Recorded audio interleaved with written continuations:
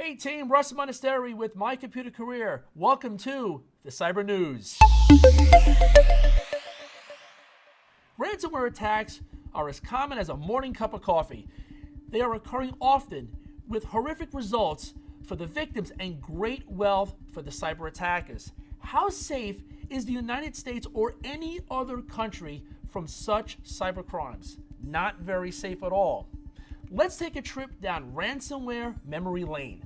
In May of 2021, ransomware disrupted the Colonial Pipeline, which caused panic along the East Coast, thinking there was going to be a gas shortage. People were filling garbage bags of fuel. Really? Colonial paid close to $5 million in ransom via Bitcoin. The US government was able to retrieve about half of that money back. I recently attended a ransomware conference, and they put together a pretty good checklist, but a lot of it is common sense here. If you are subjected to a ransomware attack, definitely disconnect systems, those critical systems, disconnect those systems from the network, okay? You want to make sure that the attack doesn't cause even more damage. Then you want to assess the situation. Don't waste your time trying to figure out who did it. You want to focus your attention and all of your resources on, of course, stopping the attack, stopping it from spreading, and then trying to get systems back up as quickly as possible, right? That's what you need to focus on. And then, of course, there are many tools that can be used. There are many implementations that you can put in place to help reduce these ransomware attacks. Let's continue. So a few weeks later, JBS, the largest meat supplier on the planet, was subjected to a ransomware attack and sent Reveal, a Russian hacker group, an early holiday present of $11 million via Bitcoin. In July, Russian government hackers attacked and breached the Republican National Committee's network. The U.S. government worked closely with Microsoft to investigate the situation. Per Chief of Staff Richard Walters, quote, "No RNC data was accessed." The latest ransomware news is Kaseya. Kaseya is an international company with U.S. headquarters down in South Florida.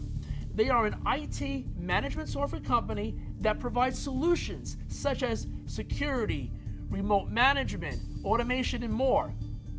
Let's focus on their supply chain, because this ransomware attack, hit their supply chain. Very smart, because, these cyber attackers, they want to go for the gold.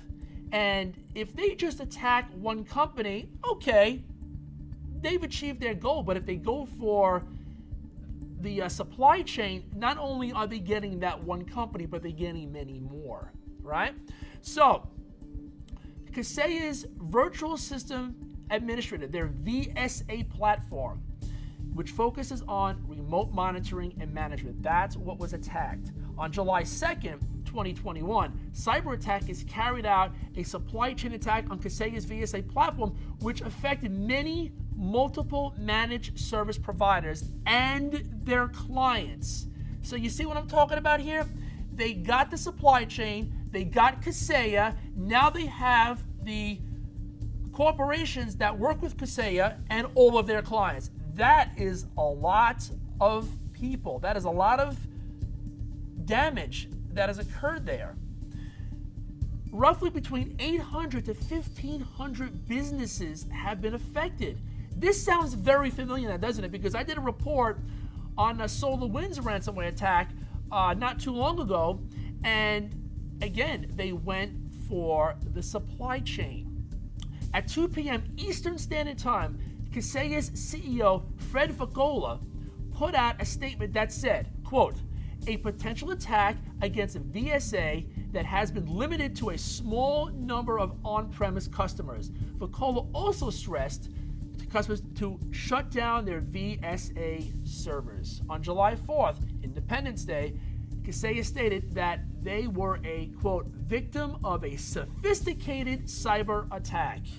There is confidence that the breach that occurred was due to a zero-day authentication bypass vulnerability via the VSA web interface.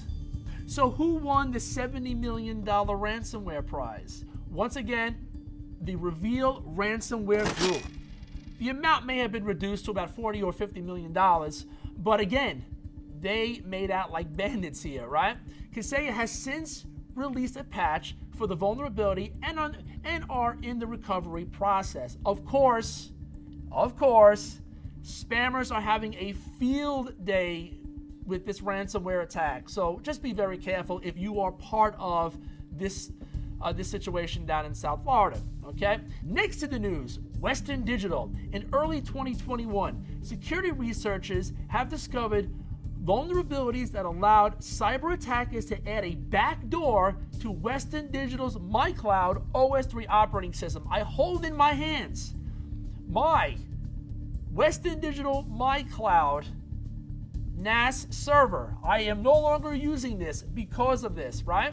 So, if the outside interface is enabled on the myCloud operating system or device, cyber attackers can manipulate the myCloud OS 3 operating system to ultimately wipe out all data on the unit. Now, I was lucky. I did not have the outside interface enabled. See, this is a file server, and it plays other roles as well. But, I primarily use it as a file server, and I would never have an outside interface of a file server pointed to the internet. There is a video on YouTube that actually shows how the cyber attackers access this unit via the internet and use the command line to pretty much manipulate and gain access to this unit. It's scary stuff, so I do not recommend having any home NAS system on the internet. Western Digital, they will not correct the vulnerabilities in myCloud OS 3, which this unit has.